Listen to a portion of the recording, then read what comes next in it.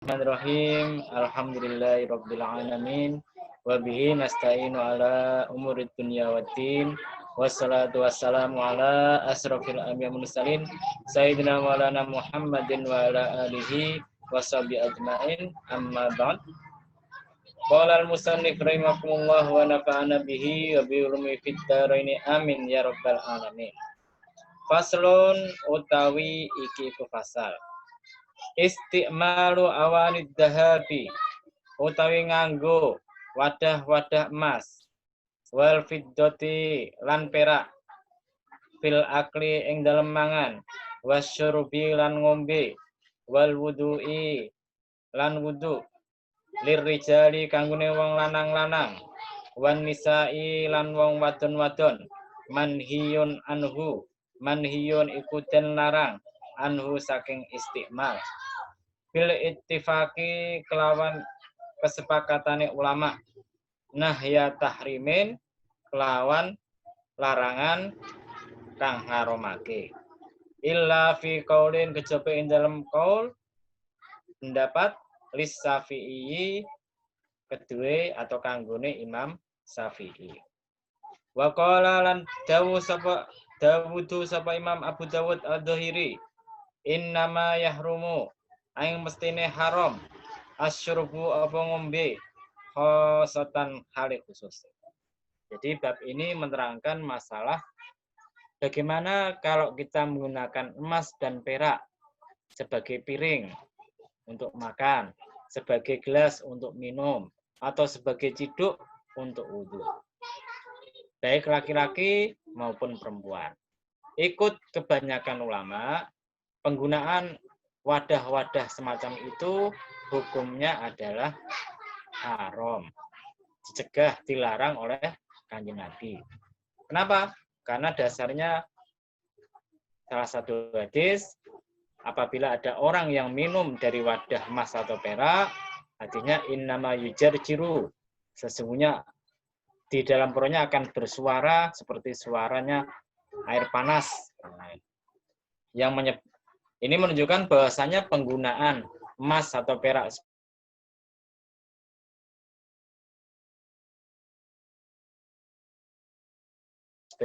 dalam madhab Syafi'i. Cuma saya belum mempelajari, terus terang ya, karena seminggu ini fokus saya ini kepada Bahsul Masail di Keradenan. Tadi jam 8 berangkat, jam 5 saya baru pulang dari Keradenan, Bahsul Masail, dan saya MBCNU. Maka terus terang, ini belajar yang kemarin. Dan kemarin pun belajarnya tidak konsentrasi gara-gara sakit gigi. Ya toh? Jadi saya belum sempat mempelajari siapakah orang dalam madhab Syafi'i, ulama dalam madhab Syafi'i yang tidak melarang.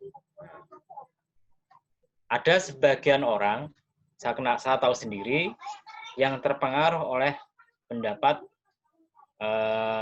ulama-ulama yang bukan Madzhabul Arba'ah. Mereka mengatakan bahasanya hadisnya itu adalah hadis ahad. Ketika hadis itu adalah hadis ahad, maka tidak bisa menyebabkan keharaman. Nah, berdasarkan pendapat ini, maka teman saya sendiri itu mengatakan emas itu meskipun dipakai laki-laki, ya tidak masalah. Paham ya? Emas digunakan sebagai piring, sebagai gelas atau ciduk, tidak masalah karena hadisnya adalah hadis ahad. Tapi ingat, pendapat ini tidak bisa dipakai dalam fikih. Kenapa? Karena kebanyakan masalah fikih itu hukumnya adalah don, persangkaan. Salah satu hukum don itu diambil dari hadis ahad. Karena hadis itu ada dua, Mas ya. Secara garis besar tuh hadis nanti terbagi dua. Ada namanya hadis mutawatir, ada namanya hadis ahad. Apa hadis mutawatir itu? Hadis mutawatir itu hadis yang diriwayatkan banyak orang, di mana tidak ada kemungkinan itu mereka berbohong. Itu namanya hadis mutawatir. Contoh, para sahabat menceritakan dalam berbagai macam hadis, sholat subuh itu 2 rakaat, asar 4 rakaat, zuhur 4 rakaat, maghrib 3 rakaat. bisa 4 rakaat. Meskipun riwayatnya berbeda-beda, tapi semuanya menunjukkan jumlah hitungan rakaat. Itu maka menjadi mutawatir. Meskipun lafadznya beda-beda. Paham ya? Mutawatir makna namanya. Nah, kalau yang meriwayatkan hadis cuma 1 orang, 2 orang, 3 orang, tidak mencapai jumlah mutawatir, maka hadisnya nanti menjadi hadis ahad semacam masalah emas dan perak tadi. Paham ya? Nah, kalau hadisnya adalah hadis ahad, maka kalau kita belajar usul fikih, maka kita tidak bisa mengambil hukum yang yakin, hukum yang disangkakan benar. Namanya don. Kalau yakin ya yakin 100%. Nah, kebanyakan masalah fikih itu adalah masalah-masalah don. Bukan ya ada masalah yang yakin tapi hampir kebanyakan masalah don. Kalau kita pakai pendapat orang teman saya sendiri atau orang yang ikut dengan pendapat ini ya bubrah agama kita. Banyak yang kemudian yang biasa diharamkan menjadi boleh, yang apa namanya yang biasanya bisa halal kemudian bisa menjadi haram. Karena apa? Karena tidak jelas. Nah, padahal kalau kita kemarin belajar masalah bagaimana pengambilan hukum dalam mazhab 4, kan saya terangkan mereka semua itu memakai hadis ahad, paham ya, sebagai dasar hukum. Kemudian Imam Daud Ad-Dhuhri sendiri berkata, yang haram itu cuma minum saja.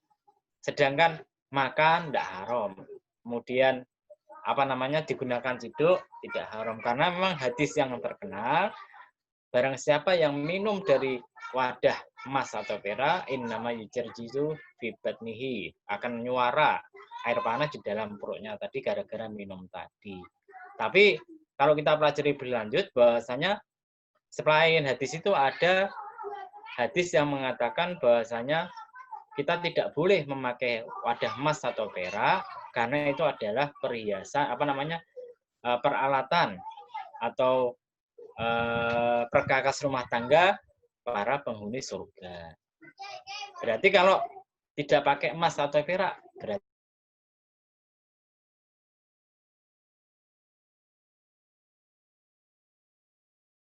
katakan ini tidak khusus hanya untuk minum, bisa makan, bisa untuk ciduk atau yang lainnya. Jadi pendapat yang mengharamkan khusus untuk minum itu adalah pendapatnya Abu Dawud Ad-Dhuhri. Yang lain sepakat haram untuk apapun. Jadi kalau misalkan Anda punya sepeda emas, ya haram. Sekarang kan lagi musimnya goes, ya loh. Ada pakai sepeda emas, haram. Gitu kan? Tapi ada kriterianya nanti. Nah, nanti ada kriteria. Kemudian wattihoduha lan utawi gawe wadah emas atau perak iku yahrumu iku haram inda Abi Hanifata ing dalam sandinge Imam Abu Hanifah wa Malikin lan Imam Malik wa Ahmad lan Imam Ahmad wa lan utawi gawe wadah emas perak iku al-asahhu iku pendapat kang paling sah min madhabis Syafi'i.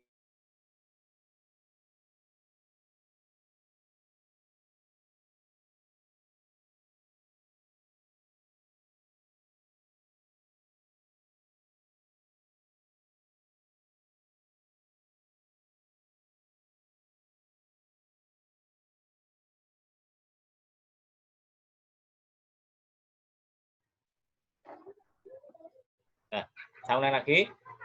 Jadi kalau ada pabrik bikin wadah emas, bikin ciduk emas, piring emas, gelas emas, hukumnya adalah haram ikut madhab 4. Mungkin di madhab Syafi'i ada kaul yang lain, cuma saya terus terang tadi saya katakan, saya belum sempat mempelajari secara serius masalah ini, maka mungkin ada dalam madhab Syafi'i yang tidak mengharamkan.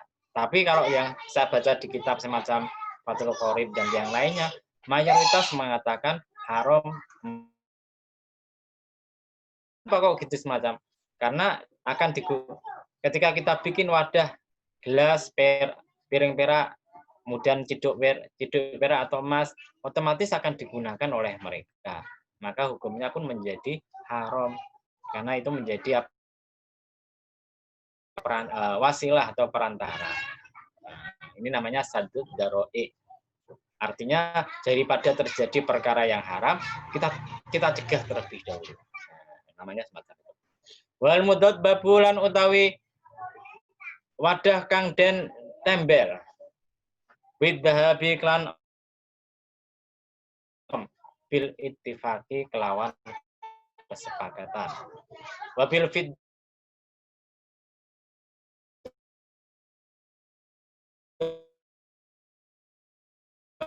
lan kelawan perak iku haramun iku haram.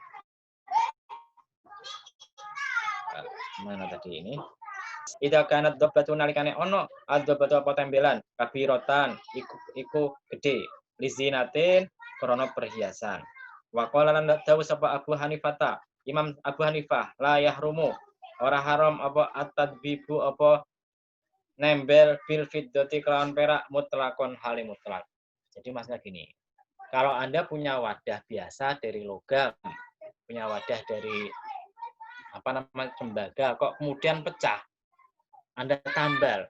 Kalau tambalannya dengan emas, banyak atau sedikit tuh hukumnya adalah haram. Ikut Imam Syafi'i, Ahmad, dan Imam Malik. Kemungkinan besar Imam Abu Hanifah pun sama, karena kalau kita baca di bawah itu yang tidak haram tuh nembel dengan perak. Bagaimana kalau nembelnya dengan perak? Nembelnya kalau dengan perak itu untuk perhiasan, hukumnya adalah haram. Kemudian kalau kita baca kitab madzhab Syafi'i, bagaimana kalau nembelnya itu besar tapi karena hajat atau kebutuhan? Seandainya tidak ditembel dengan emas atau perak, wadahnya tidak bisa digunakan. Maka hukumnya adalah makruh. Ya, makruh ya. Kemudian bagaimana kalau tembelannya sedikit tapi tidak diperlukan? Nah, jadi misalkan tembelannya itu untuk perhiasan. Kalau sedikit, perak, hukumnya adalah makruh. Tapi kalau sedikit karena memang dibutuhkan, misalkan itu ada pegangannya perlu ditempel dengan perak, kan dibutuhkan. Meskipun sedikit, maka hukumnya boleh mubah. Paham ya? Kalau ikut Imam Abu Hanifah, nembel dengan perak itu hukumnya boleh, tidak haram. Besar tidak haram, kecil tidak haram. Untuk perhiasan atau untuk kebutuhan semuanya sama saja. Yang tidak dibahas dalam pasal ini adalah bagaimana kalau kita melapisi barang-barang dengan emas. Ya toh? Tidak ada toh? Kalau kita dalam kitab fikih madzhab Syafi'i diterangkan kalau kita melapisi benda-benda yang ada di sekeliling kita, misalkan kita punya wadah rokok, kemudian disepuh dilapisi dengan emas, kita punya sabuk dilapisi dengan emas, maka kalau dalam madzhab Syafi'i, kalau sepuhannya itu seandainya dibakar sama api bisa membuat emas itu mencair, hukumnya adalah haram. Tapi kalau misalkan Anda bakar, lapisannya Anda bakar kok nggak ada bekasnya, jadi ireng biasa, maka ikut sebagai madzhab Syafi'i itu hukumnya ya kelihatannya makruh atau boleh. Paham ya? Jadi tidak sampai haram. Tapi ya, kenapa kok di sini hanya disebutkan wadah emas dan perak? Bagaimana kalau ada orang punya wadah dari permata, dari intan, atau dari yang lainnya? Ikut para ulama, ya itu tidak haram. Alasannya tidak haram kenapa? Karena orang-orang awam tuh tahunya kan emas dan perak. Sedangkan kalau mereka lihat mutiara, mungkin disangka sebagai kaca, mungkin sebagai imitasi. Kan mereka tidak bisa bedakan. Karena itu wadah-wadah dari benda-benda yang mahal selain emas dan perak itu tidak apa-apa. Paham ya? Tidak apa-apa. Faslun utawi iku fasal. Wasiwaku lan utai siwak iku sunnatun iku sunnah. Katene ulama. Wa qala lan Dawud sapa Dawud Imam Abu Dawud Ad-Dhahiri dua utawi siwakan iku wajibun iku wajib. Wa zadalan nambahi sapa Ishaq bin Rahawayh salah seorang ahli fikih dan ahli hadis. Faqala maka ngucap sapa Ishaq in tarokahu lamun ninggal sapa wong hu ing siwakan amidan ali sengaja batolat moko batal apa salate wong. Jadi gini maksudnya.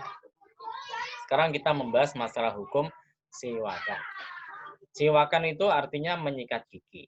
Kalau dalam madzhab Syafi'i, menyikat gigi itu tidak harus pakai sikat. Intinya boleh menggunakan benda yang kasar, yang suci, yang bisa menghilangkan kotoran-kotoran yang. Bahkan ada pendapat yang unik. Kalau tidak salah di kitab Kasifatus Saja atau apa diterangkan. Bagaimana kalau Mas Fuluk punya teman yang pekerja kasar, Mas Ruslan.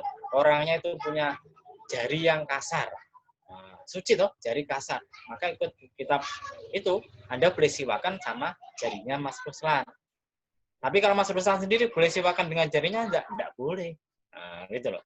Yang boleh itu Anda pakai jarinya orang lain. Nah, ini unik ini, biasanya semacam ini. Nah, sekarang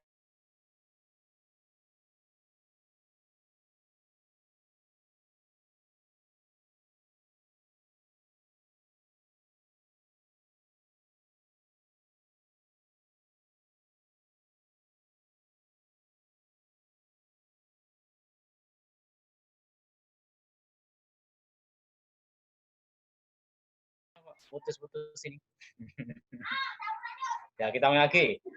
Jadi dasarnya laula an asuqa ala ummati, bagi seandainya aku tidak memberatkan umatku, la amartuhum bisiwaki inda kulli sholatin. Maka saya akan perintah pada mereka untuk siwakan setiap kali mau sholat. Nah, para ulama mengatakan la amartuhum ini hukumnya adalah sunnah. Kenapa? Karena ada kata-kata sebelumnya laula an asuqa. Seandainya aku tidak memberatkan umatku. Nah, maka karena bagi Kanjeng Nabi itu memberatkan umatnya, maka perintahnya itu tidak wajib. Paham ya? Nah, ini dasarnya semacam itu. Kemudian para ulama mengkiaskan bahwasanya kesunatan itu tidak hanya ketika sebelum sholat, ketika bau mulut kita itu berubah, bisa karena gara-gara banyak makan bawang, atau gara-gara terlalu banyak diam, atau gara-gara bangun tidur. Bangun tidur itu biasanya orang banyak yang ngiler. Nah, ketika ngiler tuh bau mulutnya kan berubah, maka dianjurkan untuk siwakan. Nah, ini para ulama kan meneliti sampai sedetail itu. Anda ngaji di agama lain, tidak ada bahas ngiler itu tidak ada, ya toh. Nah, cobalah, saya pernah punya kitab Injil, saya baca-baca. Kok tidak ada masalah wudhu, tidak ada masalah bersuci, tidak ada. Kan saya punya Injil 4 kan. Kemudian juga punya Injil yang baru, kemudian juga punya kitab Taurat.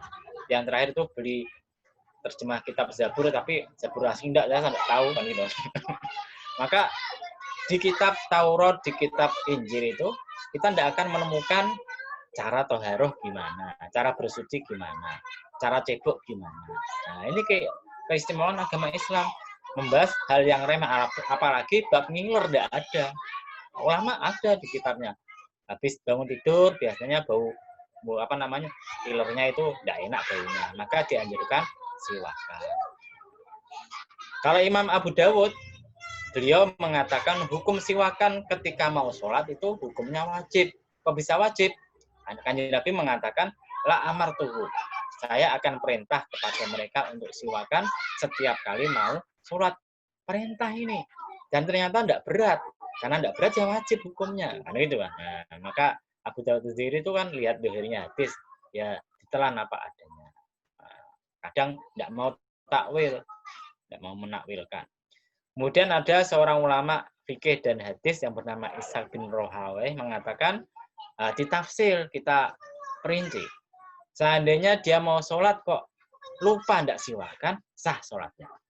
Tapi seandainya dia sudah ingat mau sholat sudah bawa siwak, tidak siwakan, maka sholatnya menjadi batal. Nah, paham? Karena apa? Karena la amartahum bisiwaki inda kulli sholatin. Hadisnya sama, Mas. Cuma gara-gara berbeda penafsiran, maka hasil kesimpulan hukumnya itu berbeda-beda. Mayoritas mengatakan ini tidak wajib. Kenapa tidak wajib? Lihat depannya. Laula an asuqa. Kalau tidak memberatkan. Nah, berarti kan Kanjeng Nabi tidak memberatkan umatnya. Maka hukum siwakan menjadi sunnah, tidak menjadi wajib. Wal yukrahu lan ana pun den makruhake apa siwakan. Lis imi kanggo wong kang poso.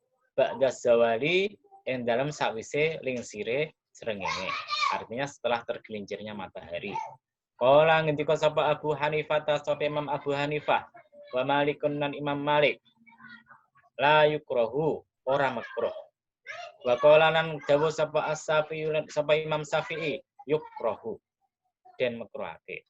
Wan Ahmad dan saking Imam Ahmad riwayatani utawi riwayat loro kal madhabaini kaya madhab loro, yaitu seperti madhabnya Imam Abu Hanifah dan Malik atau seperti madhabnya Imam Syafi'i.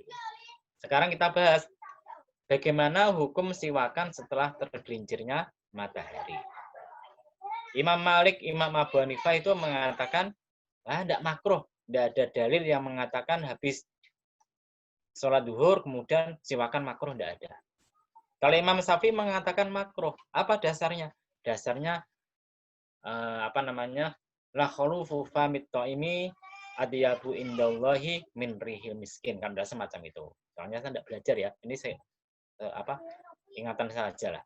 Bahwasanya bau mulutnya orang yang puasa itu lebih wangi daripada minyak misik menurut Allah Subhanahu wa taala. Jadi orang itu kalau puasa sebelum duhur itu biasanya bau mulutnya tidak berubah. Tapi ketika dia sudah habis duhur, bau mulutnya itu berubah. Ya. Meskipun bau mulutnya itu berubah, ikut Imam Syafi'i berdasarkan hadis ini, bau mulutnya orang puasa itu lebih disukai daripada minyak misik. Kalau Anda siwakan, baunya itu hilang. Otomatis seakan-akan Anda tidak puasa. Ya berarti keindahan atau kewangian itu sudah di sisi Allah itu sudah tidak ada lagi. Jadi menurut Imam Syafi'i kan gitu. Bau mulut orang yang habis puasa, habis duhur itu lebih wangi daripada minyak misik. Bukan berarti kemudian kita kalau habis puasa, ketika kita puasa, kemudian kita sebarkan bau mulut kita habis duhur karena wangi, ya, tidak semacam itu. Ya, ini bahasanya makruh enggak siwakan. Ikut Imam Abu Hanifah, Malik, karena tidak ada dalil yang memakruhkan, ya enggak makruh. Ikut Imam Syafi'i makruh karena bau mulutnya yang enak tadi akan hilang, padahal itu disukai sama Allah Subhanahu wa taala. Bagaimana Imam Ahmad? Imam Ahmad ada dua riwayat. Riwayat pertama seperti pendapat Abu Hanifah dan Malik, riwayat kedua sesuai dengan pendapatnya Imam Syafi'i. Sekarang kita bahas bab lain bukan siwakan. Wal khitanulan utawi sunat. Wajibun iku wajib inda Malikin munggu Imam Malik was Syafi'i lan Imam Syafi'i wa Ahmad dan Imam Ahmad wa qala lan ngucap sapa Abu Hanifah sapa Imam Abu Hanifah wa utawi sunat iku mustahabun iku den sunahke. Jadi bagaimana hukumnya sunat? Oh, ini jarang dibahas loh.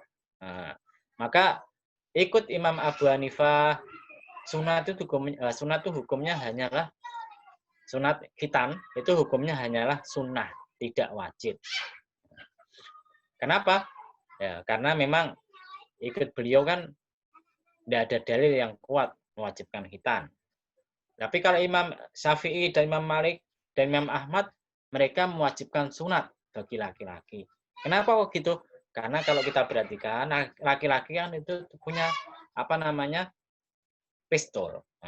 Punya pistol loh. Dan di atas pistolnya itu ada namanya kulub. Kalau belum disunat itu ada namanya kulub. Kulub itu daging yang kalau Anda lihat anak-anak kecil yang belum balik, kalau pipis di ratan, pipis di jalanan, kan mesti ada dagingnya yang itu, dagingnya belum disunat. Nah itu ketika Anda disunat, maka kemudian pistol Anda jadi punya helm, ya toh, punya helm toh, karena kulitnya hilang jadi punya helm. Nah, daging yang disunat yang dibuang itu namanya kulub. Nah, ikut Imam Syafi'i dan yang lainnya mungkin bahwasanya kalau sudah balik kok kulubnya itu belum disunat, belum dihilangkan, dihitan, otomatis ketika Anda kencing itu mesti masih ada sisa-sisa kencing di kulub Anda tadi. Ketika masih ada sisa-sisa kencing itu, berarti Anda ketika bersuci, tidak sempurna akan menimbulkan najis. Berarti kalau Anda sholat, bawa najis hukumnya kan batal. Gitu loh, Mas. Masa ada orang misalkan masih punya kulit habis kencing kemudian kulitnya tadi ditarik ke belakang, kan enggak ada toh. Mesti ya dibiarkan. Ini yang enggak sunat loh ya. Kalau kita yang sudah sunat kan pistol Anda sudah punya helm. Enggak usah dibuka-buka, langsung disiram lah. Jadi airnya hilang lah. Helm tahu toh helmnya itu.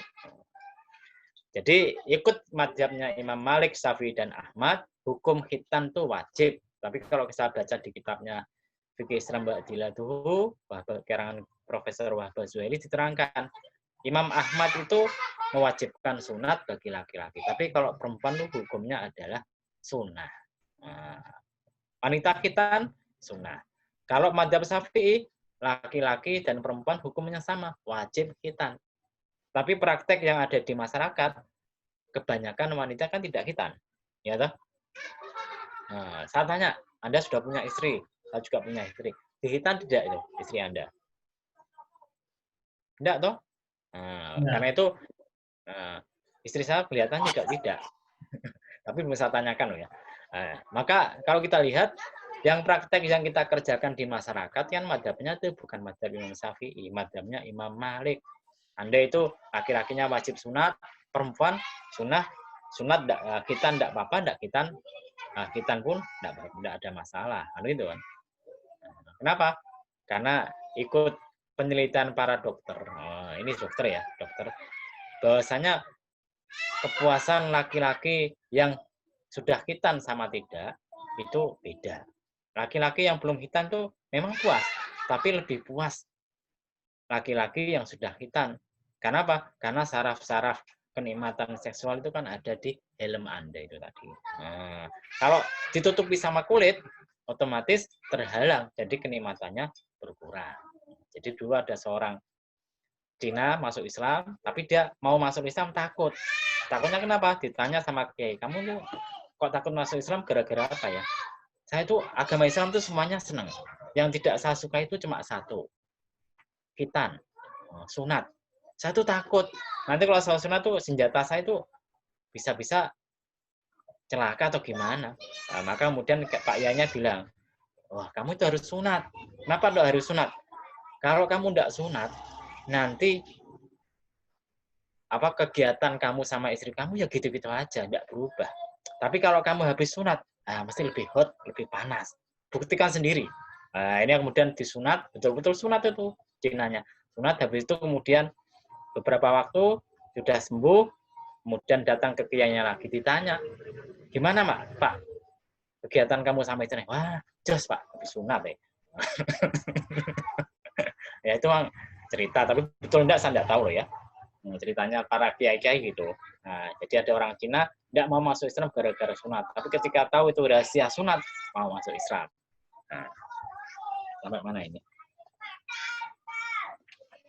Babun najasati. Sudah berapa menit ini Mas?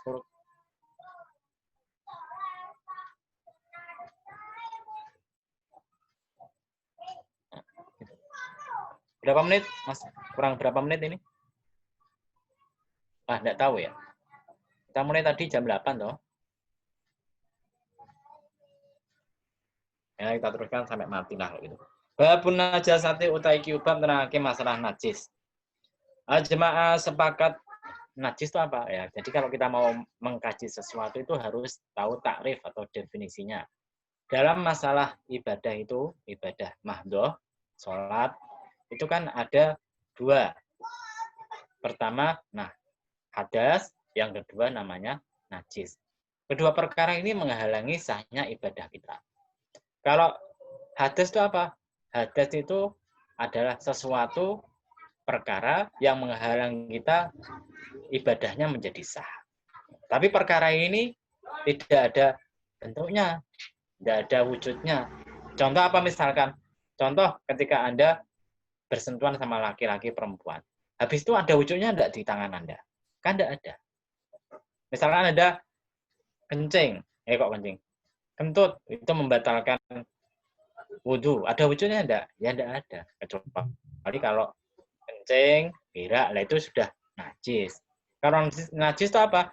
Najis itu perkara yang dianggap kotor oleh agama. Itu namanya najis. Nah, contohlah misalkan Anda lihat ada air kencing, atau sebelahnya air kencing ada pisang goreng hasil dari manusia. Nah, itu kira-kira Anda jijik enggak? Anda mesti jijik. Maka itu dianggap sebagai najis. Dan ada bendanya, ya atau ada bendanya. Ajma'a sepakat ala imatul sapa pira-pira imam ala najasatil khamri. Ing ngatasi najise khamr. Ilama kejaba perkara hukia kang den riwayatake apa ma an Dawud saking Abu Dawud ad-Dhahiri annahu ing setune khamr. Ana ing setune Imam Abu Dawud iku kala iku ngucap sapa Imam Abu Dawud bitoharatiha kelawan sucine khamr ma'a tahrimiha sertane kaharomane khamr.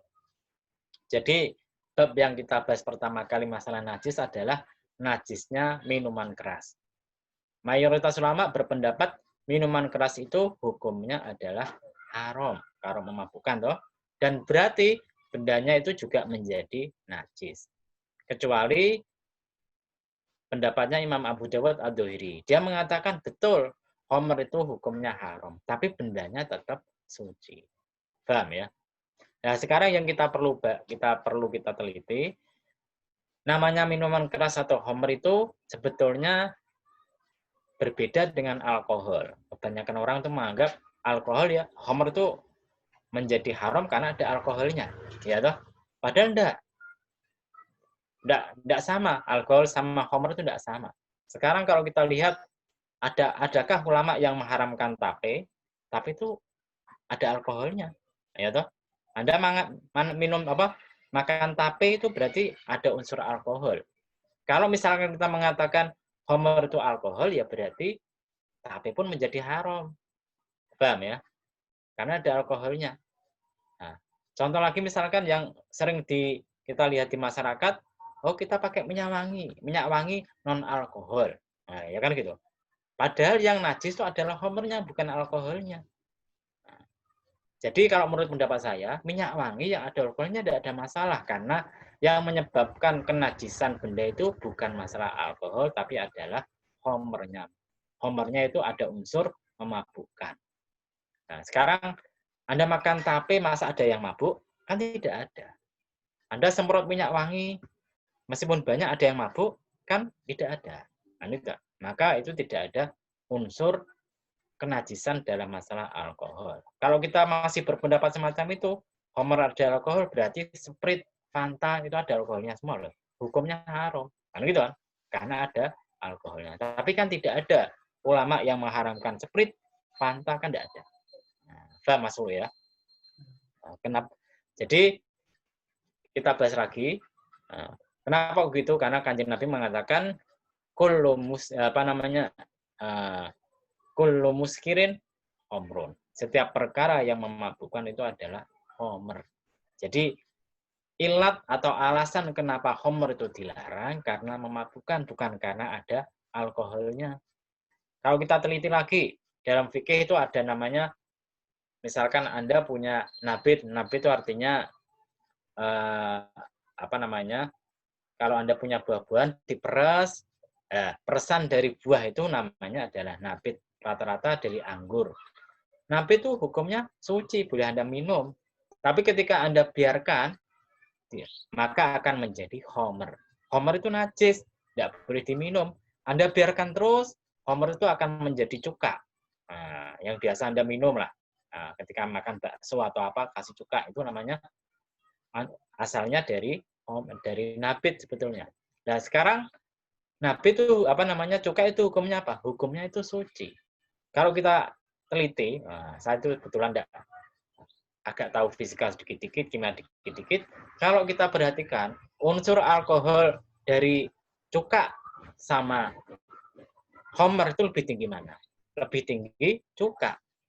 Otomatis kalau kita mengatakan keharaman khamr itu dari alkohol, cuka itu mesti lebih haram lagi. Karena kadar alkoholnya lebih tinggi daripada khamr. Tapi Anda lihat, tidak ada ulama yang mengharamkan cuka.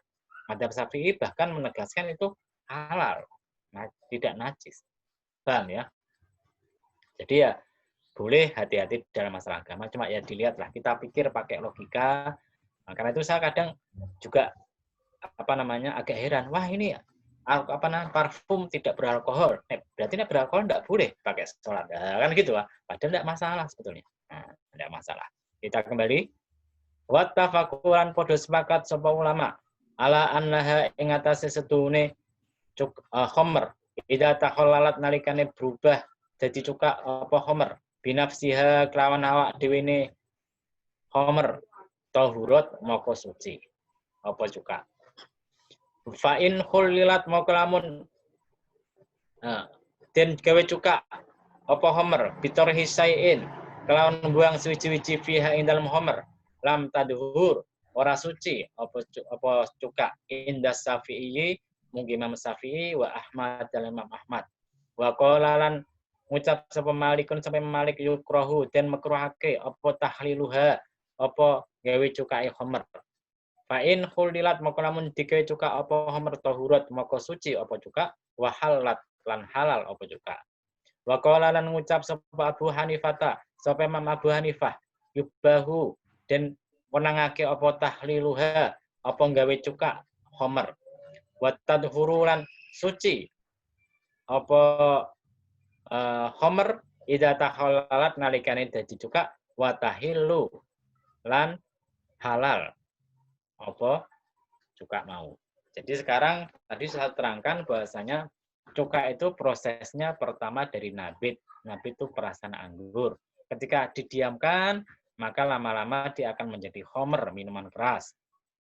Kemudian kalau khamr dibiarkan, maka dia itu akan menjadi cuka. Jadi dalam mazhab Syafi'i dan Ahmad, apabila proses pembuatan cuka itu terjadi dengan sendirinya, tidak ada campur tangan manusia di dalamnya, maka hukum cuka tadi menjadi suci, berarti boleh digunakan. Nah, terkena cuka pun tidak najis. Tapi kalau proses pembuatan cuka itu dengan menaruh sesuatu di dalam tadi, misalkan Anda punya wadah itu berisi cuka, berisi khamr, kemudian Anda kasih sesuatu dicemplungke supaya proses pembuatan cukanya lebih cepat, atau Anda aduk-aduk pakai sendok atau apa biar cepat jadi cuka, dan sendoknya Anda biarkan di situ, maka otomatis cuka tadi hukumnya tidak suci. Kok bisa tidak suci? Karena benda yang Anda masukkan di khamr tadi, atau sendok yang Anda biarkan di wadah tadi, kan ketika terkena khamr itu menjadi mutanajis, artinya kena najis. Ketika khamr itu berubah jadi cuka, cukanya menjadi suci. Tapi kemudian dia bercampur dengan mutanajis tadi, otomatis menjadi mutanajis juga. Karena itu mazhab Syafi'i mengatakan cuka yang ada dibuang sesuatu di dalamnya atau diaduk-aduk dan itunya tidak sendoknya tidak diambil, ya menjadi tidak suci. Kemudian, tapi kalau misalkan gini, Anda punya wadah berisi nabit, kemudian Anda geser-geser, dicarikan tempat yang teduh, yang dingin, supaya cepat jadi cuka misalkan. Ya ikut mazhab Syafi'i dan Ahmad, ya enggak apa-apa. Hukumnya boleh. Paham ya? Tapi kalau Imam Malik mengatakan membikin cuka dari khamr itu hukumnya makruh. Ya, paham ya? Membikin cuka dari khamr itu hukumnya makruh. Jadi meskipun Anda pindahi ke tempat yang dingin, ya tetap makruh. Karena memang asalnya bikin cuka itu makruh. Tapi bagaimana kalau sudah terlanjur, sudah jadi cuka? Nah, maka sudah jadi cuka gimana lagi? Ikut Imam Malik, yaitu suci dan halal. Oh, jadi paham ya?